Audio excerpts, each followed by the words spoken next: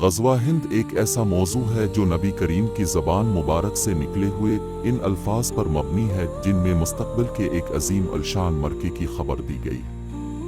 یہ کوئی افسانہ، خیالی کہانی یا عام جنگی واقعہ نہیں، بلکہ وہ بشارت ہے جس میں جنت کی خوشخبری دی گئی، اللہ کی رضا کا وعدہ کیا گیا اور جہنم سے نجات کی ضمانت دی گئی۔ یہ وہ جنگ ہوگی جو زمین پر عدل اور باطل کے درمیان آخری فیصلہ کن لڑائیوں میں سے ایک شمار کی جائے گی۔ نبی کریم نے فرمایا، میری امت کے دو گروہوں کو اللہ جہنم کی آگ سے محفوظ رکھے گا، ایک وہ جو ہند پر چڑھائی کرے گا اور دوسرا وہ جو عیسیٰ ابن مریم کے ساتھ ہوگا۔ یہ وہ روایت ہے جس پر امت مسلمہ کے ہزاروں سالوں سے دلوں میں امید کی شمع روشن ہے۔ غزوہ ہند کوئی ایسا واقعہ نہیں جو تاریخ کا قصہ بن چکا ہو، بلکہ یہ وہ پیش گوئی ہے جس کا ظہور ابھی باقی ہے۔ یہ وہ وقت ہوگا جب مسلمان ظلم و ستم، فتنہ و فساد اور کفر و شرک کی تاریکی میں اللہ کی مدد سے ایک نوری تلوار کی طرح الفابیر گے۔ آج اگر ہم حالات کا جائزہ لیں تو ہمیں زمین پر وہی فضا قائم دکھائی دیتی ہے جس کی نشاندہی احادیث مبارکہ میں کی گئی تھی۔ بھارت میں مسلمانوں کے ساتھ جو کچھ ہو رہا ہے وہ کسی سے ڈھکا چھپا نہیں۔ بابری مسجد کی شہادت، کشمیر کی سرزمین پر معصوموں کا خون، گجرات کے فسادات اور آج بھی بھارت کی گلیوں میں اذان دینے پر پابندیاں، قرآن جلانے والے مجرموں کی آزادی اور شاعر اسلام کی بے حرمتی، یہ سب اس بات کی دلیل ہیں کہ وہ زمین جس کی طرف رسول اللہ نے اشارہ فرمایا اب جہاد کا تقاضا کر رہی ہے۔ وہ مظلوم جن کی آہیں آسمانوں کو چیر رہی ہیں، وہ یتیم بچے، وہ بے سہارا عورتیں، وہ ماؤں کی آنکھوں میں تھمے ہوئے آنسو اب فریاد کر رہے ہیں کہ وہ وعدہ کب پورا ہوگا۔ وہ وعدہ جو رسول رحمت نے فرمایا تھا کہ ہند پر چڑھائی کرنے والے مجاہدین اللہ کے محبوب ہوں گے۔ یہ کوئی اتفاق نہیں کہ آج دنیا کی نظریں ایک بار پھر بے صغیر کی طرف موڑ چکی ہیں۔ کشمیر ایک ایسا مقام بن چکا ہے جو دنیا کے فتنے کا مرکز بنتا جا رہا ہے۔ یہ وہ سرزمین ہے جہاں ہر روز شہادتیں ہو رہی ہیں اور اہل ایمان کی غیرت للکار رہی ہے۔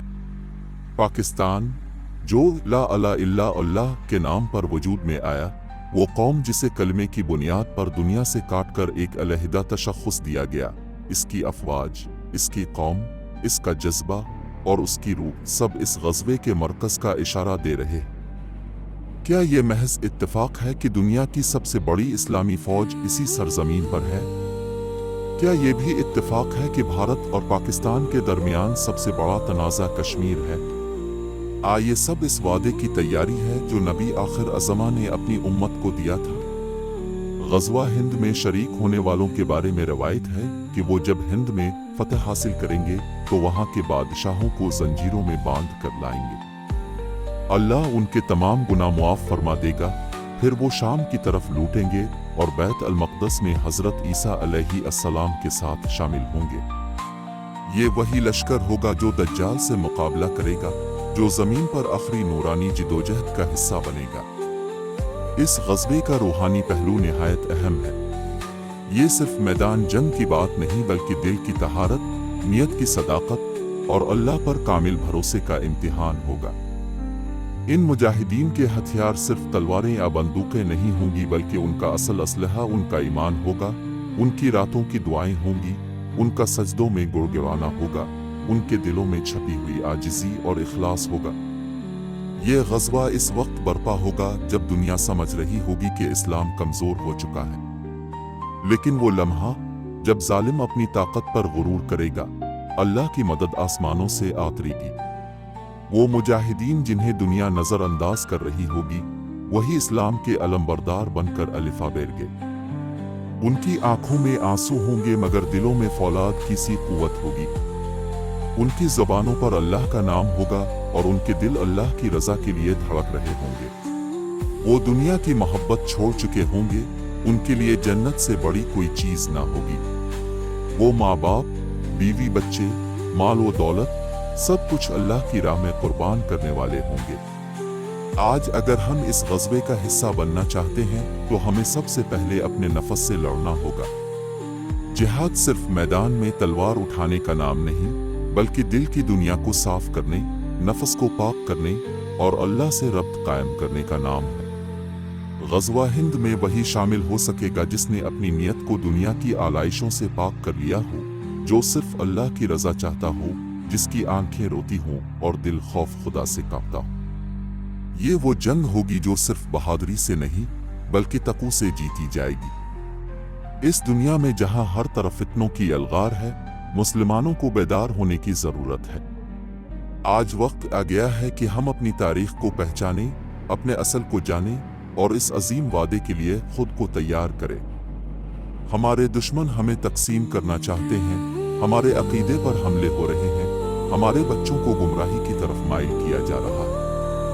لیکن اگر ہم نے آج توبہ کر لی، قرآن کو تھام لیا، سنت کو اپنا لیا اور اللہ کے وعدے پر یقین کر لیا، تو وہ دن دور نہیں جب ہم غزوہ ہند کے مجاہدین کے وارث بنیں گے۔ اللہ تعالیٰ سے دعا ہے کہ وہ ہمیں اس قابل بنا دے کہ ہم اس لشکر کا حصہ بن سکیں جس کی بشارت رسول اکرم نے دی۔ اگر ہمارا جسم اس لشکر میں شامل نہ ہو سکا تو کم از کم ہماری دعائیں، ہماری نیت اور ہمارا دل اس میں شامل ہو۔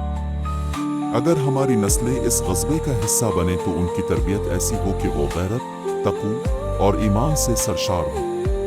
غزوہ ہند آنے والا ہے، اس کی ہوائیں چل رہی ہیں، اس کے آثار ظاہر ہو رہے ہیں، زمین اس کی گواہی دے رہی ہے، آسمان انتظار کر رہا ہے اور فرشتے اس لشکر کو دیکھنے کے لیے بیتاب ہیں۔ اب صرف وقت باقی ہے اور فیصلہ یہ ہے کہ ہم کہاں کھڑے ہوں گے، باطل کے ساتھ یا حق کے ساتھ، خاموش تماشائی یا اللہ کے مجاہد۔